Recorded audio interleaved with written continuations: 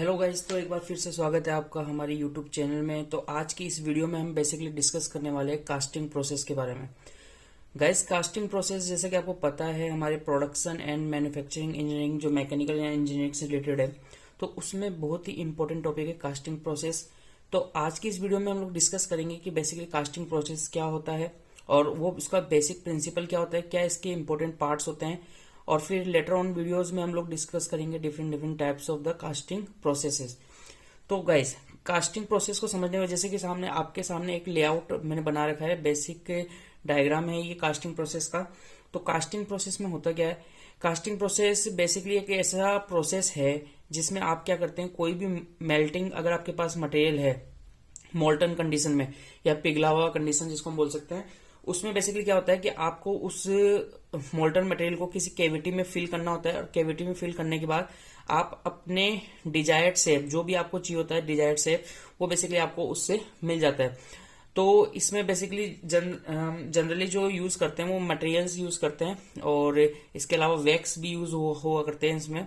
तो अब इस कास्टिंग प्रोसेस में जो आपके सामने बेसिक डायग्राम है, सबसे पहले हम इसके इंपॉर्टेंट पार्ट्स के नाम लिख लेते हैं। देखिए स्टूडेंट्स, कास्टिंग प्रोसेस में जो ये आपके पास डायग्राम है, तो इसमें बेसिकली बहुत सारे इंपॉर्टेंट पार्ट होते हैं, जिसमें से सबसे ऊपर वाला पार्ट जो होता है इसको हम बोलते हैं कॉप। क्या बोलते हैं इसको हम? कॉप। एंड जो नीचे वाला पार्ट होता है इसको हम बोलते हैं drag. Cop and drag. Basically ये जो आपके पास एक ये कंप्लीट जो आपके पास फ्लास्क होता है इसको हम बोलते हैं फ्लास्क, कंप्लीट फ्लास्क होता है, और इसी के अंदर आपका सारा जो भी कास्टिंग प्रोसेस होता है वो डन होता है। तो फ्लास्क बेसिकली टू पार्ट्स में डिवाइड होता है, कॉप एंड ड्रैग। जैसे कि ये ध्यान से देखो, ये एक लाइन है, this is called parting line. Parting line, this is called parting line. अब बेसिकली पार्टिंग लाइन क्या करता है, ये आपको टू पार्ट्स में डिवाइड करता है, कॉप को एंड ड्रैग को। इसके बाद जो इंपॉर्टेंट चीज है वो है आपका पोरिंग बेसिन। ये वाला पोर्शन इसको हम बोलते हैं पोरिंग बेसिन, ठीक है। देन उसके बाद यहां से आगे बढ़ते हैं, तो ये वाला आपका पास ये वाला जो पोर्शन है इसको हम बोलते हैं चौक। Then this part is known as runner.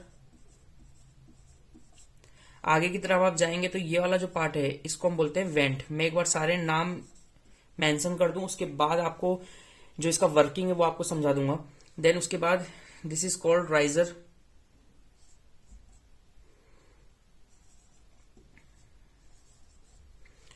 ये आपके पास राइजर हो गया, और उसके बाद ये जो है आपके पास ये वाला पोर्शन जो है, this portion and this portion, this is cavity. तो ये बेसिक बेसिक पार्ट्स हैं जो कि एक कास्टिंग प्रोसेस जिसको आप समझोगे जनरली एक बेसिक फॉर्म में, तो उसके लिए ये इंपॉर्टेंट पार्ट्स है। और कास्टिंग यहाँ से हमारा स्टार्ट हो जाएगा और यहाँ से आपको समझ में आएगा। तो गाइस, जैसा कि मैंने आपको बताया कि कास्टिंग करने से पहले हमारे पास एक फ्लास्क होगा, और इस फ्लास्क को मैंने जैसे टू पार्ट्स में डिवाइड कर रखा है। पहला पार्ट है कॉप एंड दूसरा पार्ट है ड्रैग। टू पार्ट्स में ये डिवाइड होता है, जिसको पार्टिंग लाइन से हम डिवीजन कर सकते हैं इस फ्लास्क को। अब इसमें क्या होता है, इस बेसिकली इस पूरे फ्लास्क में आपको बीच में सैंड भरना होता है, सैंड, मिट्टी, ठीक है। इस पूरे के पूरे फ्लास्क में सैंड होता है, और सैंड के बीचों बीच जहां पे आपको अपना डिजायर्ड शेप गेट करना है, वहां पे आपको बेसिकली एक केविटी क्रिएट करनी होती है। This complete portion is cavity. जो आपको शेप चाहिए वो आप अपने बेसिकली ऐसे बोल सकते हैं रेप्लिका ऑफ योर प्रोडक्ट, मतलब जो आप प्रोडक्ट बनाना चाहते हो उसका आपको क्या करना होता है, इसमें एक इमेज क्रिएट करना होता है, और वो आप ओरिजिनल जो आपके पास डाई होगी उससे आप इसमें वो क्रिएट करोगे। उसके बाद अब बेसिकली ये सारा जब आप केविटी क्रिएट कर रहे हो, तो उसके बाद ये पार्ट्स आपको बनाने पड़ते हैं, जिसमें पोरिंग बेसिन, वेंट, राइजर, इनके क्या यूज है वो मैं आपको बताता हूँ। जैसे सबसे पहले आपको क्या करना है कि मोल्टन मेटल जो आपके पास है वो आप क्या करोगे, पोरिंग बेसिन जो है आपके पास, इस बेसिन में आप मोल्टन मेटल को फिल करते हो। मोल्टन मेटल इसमें से फिल होने के बाद यहाँ से जैसे ड्रॉप बाय ड्रॉप, या फिर जैसे भी आप स्पीड से इसको फिल करना होता है, यहाँ से ये पास होते हुए रनर के थ्रू आगे बढ़ता है। तो बेसिकली यहाँ पे दो पार्ट्स हैं, एक तो चौक है और एक रनर है। चौक क्या करता है, बेसिकली ये आपके पास इस शेप में बना होता है। चौक यहाँ पे क्या काम करेगा कि जो मटेरियल आप यहाँ पे फिल कर रहे हो तो उसका कुछ टेम्परेचर होता है। अब वो टेम्परेचर उसका हाई होना चाहिए, क्योंकि अगर वो टेम्परेचर लो हो गया तो बेसिकली क्या होगा कि यहाँ पे वो मटेरियल जम के और आगे की तरफ फ्लो नहीं कर पाएगा। तो यहाँ पे बेसिकली चौक में क्या होता है कि rest of the material all the time यहाँ पे प्रेजेंट रहता है, जिससे कि यहाँ टेम्परेचर बना रहता है।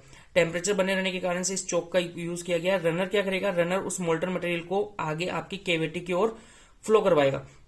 जब रनर्स के थ्रू हम केविटी में आगे फ्लो करते हैं तो यहाँ पे आपको दिखाई देगा ये हमारी मेन केविटी है। जो आपको डिजायर्ड शेप चाहिए वो इस केविटी के थ्रू, मतलब मोल्टन मटेरियल जो आपका है वो इस केविटी में जाके कलेक्ट हो जाएगा। एंड देन ये कोर सेंड क्या होता है, कोर सेंड बेसिकली ये समझ लीजिए core parts of your product. जो आप प्रोडक्ट बना रहे हो उस प्रोडक्ट में कुछ जगह ऐसे होंगी कॉम्प्लिकेटेड जगह जहां पे है ना आपको होल्स चाहिए होंगे, तो वहां पे बेसिकली क्या करते हैं कि हम सैंड का यूज करके वहां पे कोर केविटी क्रिएट कर देते हैं, जिससे कि वहां पे होल क्रिएट हो जाता है और आपका डिजायर्ड से आपको मिल जाता है। देन उसके बाद यहाँ पे एक चीज यूज हुई है वेंट ट्यूब। कौन सी ट्यूब यूज हुई है, वेंट ट्यूब। ये बेसिकली क्यों बनाई जाती है, क्योंकि जैसे कि आपने इसमें हॉट मटेरियल को फिल किया, हॉट मटेरियल फिल करने की वजह से क्या होगा कि यहाँ से कुछ गैसेस वगैरह रिलीज होंगी। क्या रिलीज होंगी, गैसेस या फिर हॉट एयर या फिर गैसेस। तो उनको रिमूव करने के लिए, क्योंकि वो बबल्स क्रिएट करेंगे और बबल्स क्रिएट होने की वजह से क्या होगा, फिर आपका जो आप अपने केविटी में जो मटेरियल फिल कर रहे हो वहां पे बबल्स क्रिएट हो जाएंगे और केविटी फॉर्म हो जाएगी, जिससे कि आपका प्रोडक्ट अच्छा नहीं बन पाएगा। तो इन हॉट एयर को और गैसेस को रिमूव करने के लिए बेसिकली इस वेंट ट्यूब का हम यूज करते हैं। यहां से वो हॉट एयर एंड गैसेस पास हो जाती हैं। देन उसके बाद अगेन ये प्रोसेस चलता जा रहा है और यहाँ पे आपका मोल्टन मटेरियल आगे की तरफ बढ़ेगा। राइजर क्या काम करता है, जब आपका ये पूरा का पूरा केविटी मोल्टन मटेरियल से फिल हो जाता है तो फिर वो मटेरियल वापस से यहाँ से बाहर निकलता है, जिससे कि आपको ये पता चल जाता है कि आपकी केविटी कंप्लीटली फिल हो गई है। और यहाँ से फिर हम पोरिंग बेसिन से जो मटेरियल इसमें ड्रॉप कर रहे थे वो बेसिकली हम स्टॉप कर देते हैं और उसके बाद हमारा ये प्रोसेस कंप्लीट हो जाता है। तो इस तरीके से मैंने आपको इस वीडियो में समझाया कि ये कास्टिंग प्रोसेस होता है और कास्टिंग प्रोसेस में यूज होने वाला जो बेसिक कंसेप्ट है उसके डिफरेंट डिफरेंट पार्ट्स जो यूज आते हैं वो बेसिकली मैंने इस वीडियो के हेल्प से आपको समझाने की कोशिश की है। तो अगर आपको वीडियो अच्छा लगा तो प्लीज वीडियो को लाइक करो, सब्सक्राइब करो। और जैसा कि आप जानते हो मैं जो आपको वीडियोस प्रोवाइड करता हूँ बिल्कुल कंसेप्चुअल वीडियोस होती हैं, ज्यादा आपका टाइम वेस्ट होता नहीं है। अगर आप इस चीज को समझ पाएंगे तो आप अपने अपकमिंग एग्जाम्स में उसको यूज करके और उसका बेनिफिट उठा सकते हैं। Thank you guys.